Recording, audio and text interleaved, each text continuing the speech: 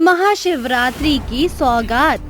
खुशहालपुर नामक गांव में एक रमेश नाम का व्यक्ति रहता था जो शिव जी का बहुत बड़ा भक्त था।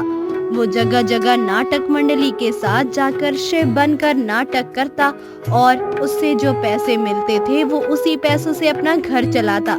एक दिन वो अपना काम खत्म करके घर लौट रहा होता है। अरे ये बारिश कैसे शुरू हो गई? रमेश तू थोड़ी देर यहीं रुक जा, वरना घर जाते वक्त भी भीग जाएगा, तबीयत खराब हो जाएगी। नहीं, मेरी पत्नी माँ बनने वाली है, वह मेरा इंतजार करती होगी, मुझे जल्दी जाना होगा। इतना कहकर रमेश भीगते हुए घर जाने के लिए निकल पड़ता है। बारिश की वजह से जगह जगह पानी जमा होता है और एक गड्ढे के कारण रमेश गिर जाता है और उसके हाथ में गहरी चोट आती है। रमेश की आवाज मदन सुन लेता है और तुरंत घर के बाहर आता है। भाई तू चिंता मत कर, मैं अभी तुरंत तुझे अस्पताल लेकर चलता हूँ। मदन जल्द से जल्द रमेश को अस्पताल ले जाता है। चिकित्सक रमेश का इलाज करता है। तभी वहाँ रमेश की पत्नी सुमित्रा भी आ जाती है। चिकित्सक इलाज करके कमरे से बाहर आता है। डॉक्टर, डॉक्टर, क्या हुआ मेरे पति को? वो ठीक तो हो जाएंगे ना? देखिए, मैं कुछ भी नहीं कर सकता। इनका काफी खून गिर चुका है और हाथ में बहुत गहरी चोट आई, इसलिए अब इनका दायां हाथ कभी काम नहीं कर सकता। सुमित्रा फूट फूट कर रोने लगती है।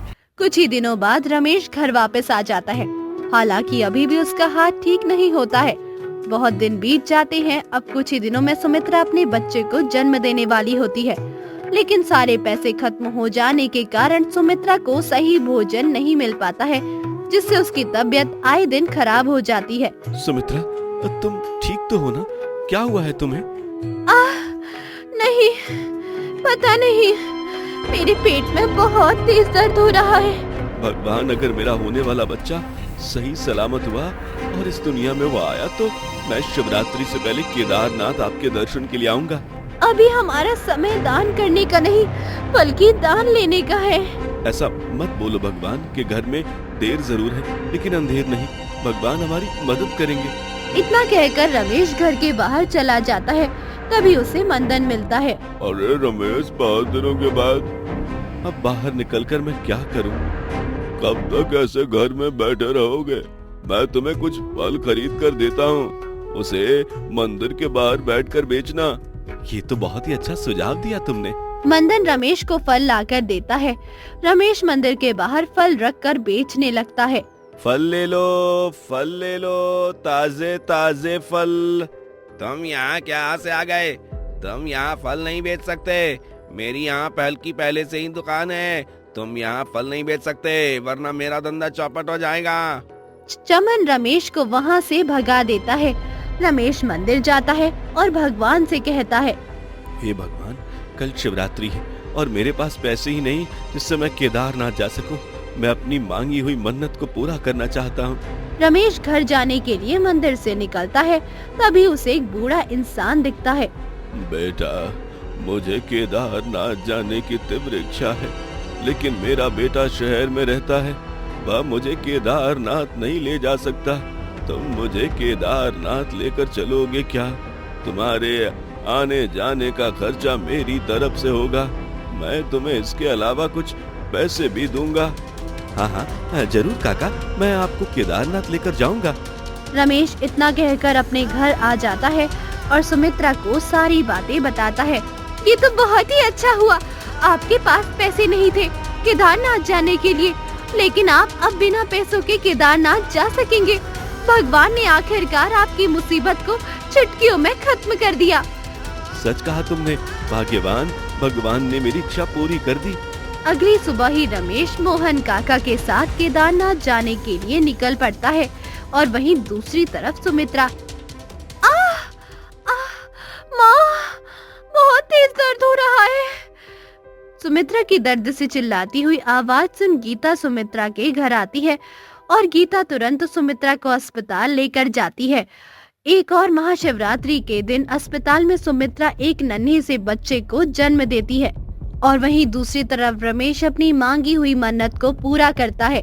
गीता सुमित्रा के बच्चे को देखकर कहती है, तुम्हारा बच्चे में जरूर इसमें कोई खास बात है।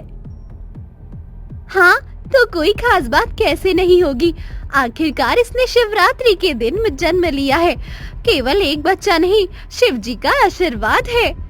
सुमित्रा बच्चे को लेकर बेसब्री से रमेश का इंतजार करने लगती है।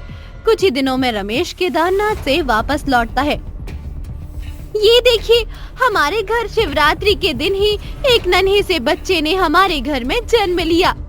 इसका जन्म महाशिवरात्रि को हुआ है, इसलिए इसका नाम आज से शंकर होगा। मोहन काका ने रमेश को जो पैसे दिए थे, उस पैसों से डॉक्टर रमेश के हाथ का इलाज करते हैं और रमेश का हाथ वापस ठीक हो जाता है। ये देखो सुमित्रा, ये देखो मेरा हाथ भी ठीक हो गया। मैं देख रही हूँ, आपका हाथ ठीक हो गया है। किसी ने सच ही कहा था, भगवान जब देता है तब छप्पर फाड़ कर देता है। इस खुशखबरी के बाद पूरे घर में खुशी की लहर दौड़ पड़ी थी और फिर कुछ ही दिनों में रमेश ने दोबारा अपनी नाटक मंडली के साथ अपना काम शुरू कर दिया। धीरे धीरे उसके किए गए नाटक जगह जगह मशहूर हो गए। अब उसे जगह जगह से ढेर सारा काम मिलता है और अब धीरे धीरे रमेश की आर्थिक स्थिति सुधर गई थी। हमें इस कहानी से शिक्षा मिलती है कि हमें कभी भी अपने बुरे समय पर हार नहीं माननी चाहिए और भगवान पर भरोसा करना चाहिए, क्योंकि वो कहते हैं ना, भगवान के घर देर है लेकिन अंधेर नहीं। तो दोस्तों, कैसी लगी आपको ये कहानी, हमें कमेंट में जरूर बताएं और ऐसी मजेदार कहानी देखने के लिए हमारे चैनल को सब्सक्राइब करें।